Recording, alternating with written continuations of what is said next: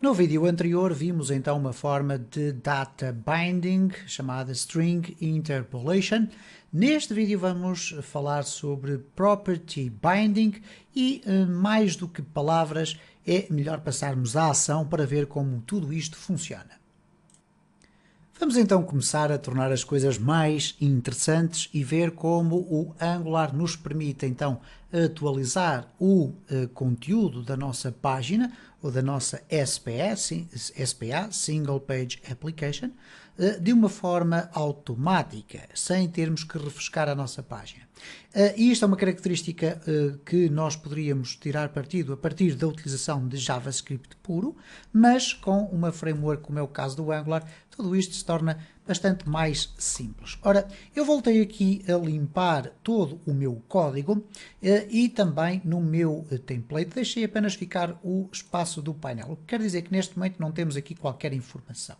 Vamos falar sobre Property Binding. Ora, o que é que significa o binding? Binding significa ligação ou comunicação. Property significa propriedade. E neste caso concreto estamos-nos a referir às propriedades dos elementos de HTML. É sobre isso que vamos falar neste vídeo. Mais para a frente, eventualmente, iremos extrapolar isto para outras circunstâncias, porque o Property Binding poderá ser utilizado com components, etc, etc. Enfim, coisas que eu próprio, ainda nesta fase de estudo, também não domino, ok? Então, o que acontece aqui é o seguinte. Vamos imaginar que nós temos, por exemplo, um botão. Button. Okay, vamos escrever aqui o botão. Vamos tentar fazê-lo aqui com o code snippet. Cá está. E para este botão, para que ele seja facilmente visível através, ou melhor, com melhor aspecto através do Bootstrap, eu vou colocar aqui class btn, vamos pôr aqui o info, não, vamos colocar o primary. Ok? Vamos colocar aqui o primary e vamos colocar aqui executar.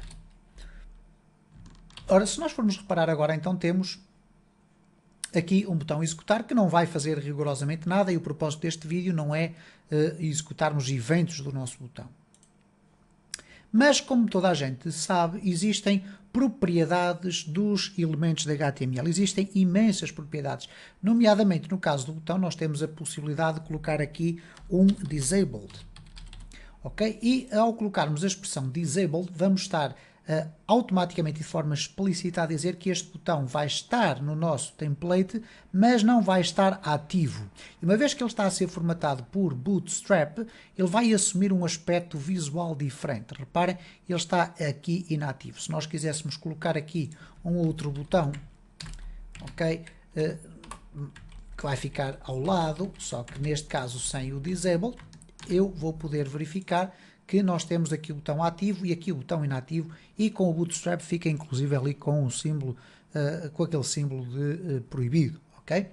Ora, nós podemos então associar aquela propriedade disabled, que significa inativo, vamos associar esta propriedade a uma propriedade da nossa classe aqui no nosso App Component.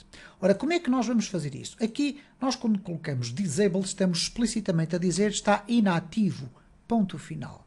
No entanto, se eu criar aqui, por exemplo, uma variável booleana, isto é, inativo, do tipo boolean, vai ser igual a false. Ou melhor, vamos colocar aqui igual a true. Ora, o que é que eu estou aqui a escrever? Eu estou a dizer que o inativo é verdadeiro, isto é, quem tiver associado a esta propriedade, desde que o elemento aqui esteja com o valor verdadeiro, significa que o elemento que estiver aqui associado vai estar inativo. Ok? Então, se eu chegar aqui ao meu disabled, em vez de lhe colocar aqui explicitamente essa informação, eu vou aqui remover este, eu vou colocar aqui uma property binding. E para fazer isso, eu vou colocar um parênteses reto à volta da propriedade que eu quero afetar com a minha comunicação, com a minha ligação. E agora vou colocar aqui igual e dentro aqui das aspas eu vou dizer, ok, esta propriedade vai estar associada a que elemento da minha classe? Neste caso, inativo. Ok? Inativo. Então significa que se inativo é igual a true, então significa que o disable é verdadeiro e, portanto, vai estar inativo. Se nós viermos verificar aqui, reparamos que o nosso botão está inativo. Mas reparem agora que se eu alterar aqui para false, isto é, não está inativo, ok? Foi feita a recompilação e, como podem observar, o meu botão já passou a estar ativo. Ora, perguntar-me-ão, bom, mas qual é a vantagem de nós termos aqui este tipo de estrutura se nós podemos definir de imediato aqui qual é o disabled ou não disabled? Até porque se nós não quisermos aqui o disabled, nós poderemos simplesmente apagar tudo isto e deixar ficar o botão ativo para sempre.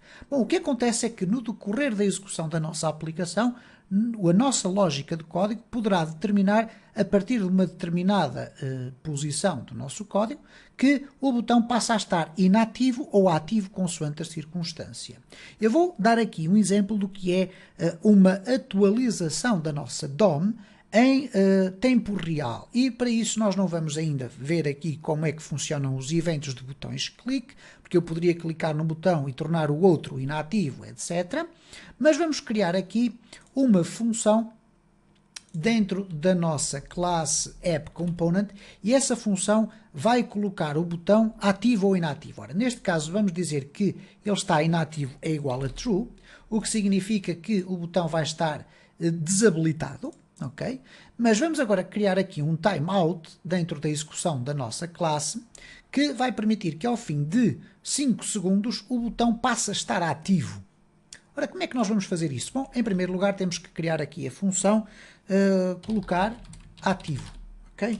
E o que é que nós vamos colocar aqui dentro desta função? Vamos criar aqui uma função timeout, ou um set timeout, ok? Set timeout, e vamos usar aqui o template. Eu vou aqui voltar a repetir se eu fui muito rápido. Set timeout, vai aparecer aqui um template, um snippet desta função. No entanto, eu, para ter acesso a esta propriedade que aqui está, vou tirar partido não da construção das funções desta forma, mas utilizando uma estrutura chamada Arrow Functions, que foi introduzida no ECMAScript 6 e que o TypeScript interpreta de forma muito correta e não tem qualquer problema em fazer a sua interpretação para JavaScript puro. Então, o que eu vou colocar aqui é, em vez do function, que se escreveria assim, neste caso estamos a falar de uma função que é colocada aqui inline, ok, dentro do timeout. O setTimeout é um método que contém 2 parâmetros. O primeiro é uma função que vai indicar o que é que irá acontecer quando o número de milissegundos que eu aqui colocar decorrerem. Eu vou colocar aqui, eu tinha falado 5 segundos, vou colocar aqui 5.000. São 5.000 milissegundos, ok? Então significa que ao fim de 5 segundos o código que estiver aqui dentro vai ser executado.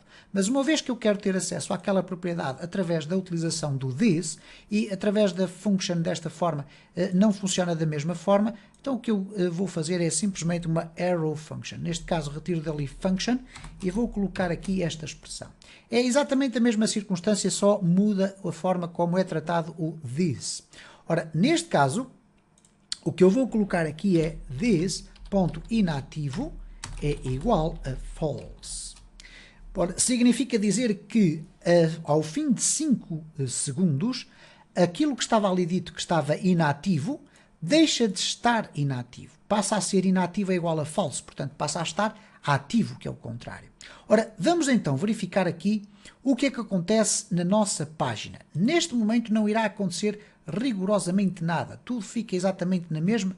E porquê?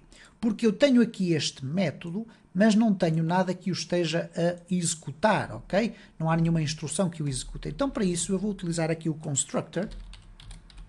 E o constructor desta classe é o método especial que, para quem domina, obviamente, a parte da programação orientada a objetos, é um método especial porque é executado quando a nossa classe de componente é executada pela primeira vez. Automaticamente tudo o que estiver aqui dentro vai ser executado. Então o que é que eu vou pedir aqui para ser executado? O colocar ativo. Ou melhor, neste caso, this.colocar ativo. Então quando a minha classe for executada, ou quando a minha aplicação for refrescada, o que vai acontecer é que o construtor vai ser automaticamente executado. Ao ser automaticamente executado, vai pedir para que seja executado este método, e este método, por sua vez, vai ter aqui um set timeout que vai contar 5 segundos. Ao fim de 5 segundos, vai alterar a propriedade de inativo true para inativo igual a false. Mas uma vez que no nosso template nós temos aqui uma property binding, isto é, disabled está intimamente relacionado com inativo, quando o valor de inativo for alterado, também o disabled será alterado. Então, por defeito, o que nós temos é o inativo é igual a true, significa que o botão não está ativo. Então, significará que, ao fim de 5 segundos, o botão passa de inativo para ativo. Vamos fazer esta experiência. Vamos regressar aqui. O botão já está ativo, mas para vermos tudo isto em funcionamento, vamos refrescar a nossa aplicação. Ao refrescar, ela regressa ao zero, o botão está inativo. 5 segundos depois, o botão vai ficar ativo. Ora, isto é extremamente interessante porque, apesar de eu ter utilizado aqui uma função com um set timeout, eu poderia estar a falar aqui da execução de um evento, algo que me foi devolvido a partir de um servidor, indicando que o botão deveria ficar inativo, e automaticamente eu, com o property binding, fui informar o meu template de que aquela propriedade disabled teria que ser considerada, ok? Então, imaginemos esta circunstância, ok? Eu tenho uma base de dados associada aqui, num servidor associada aqui ao front-end de Angular, e se essa base de dados, mediante uma query, por exemplo, me devolver um resultado a dizer não pode acrescentar mais nenhum valor, e se o botão fosse para acrescentar mais um valor, ele iria ficar inativo e dessa forma ir-me impedir de poder avançar. Ora, nós podemos fazer aqui muito rapidamente um outro exemplo, utilizando a mesma estrutura que já aqui está dentro, que é, por exemplo, vamos colocar aqui um input. Vamos até fazer assim, input, e vamos escolher aqui do tipo texto. Ok? Vamos colocar aqui, ora, eu penso que existe aqui um text. Eu agora não o consigo encontrar, se calhar já passei por ele, está aqui. Ok.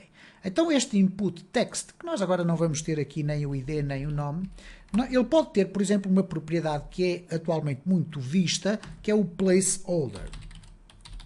E o placeholder é normalmente utilizado para escrevermos um texto que fica em sombra dentro do próprio input e que permite ao utilizador ou visitante da nossa página ter uma percepção do que é que deve colocar ali. Então eu vou colocar aqui nome, ok?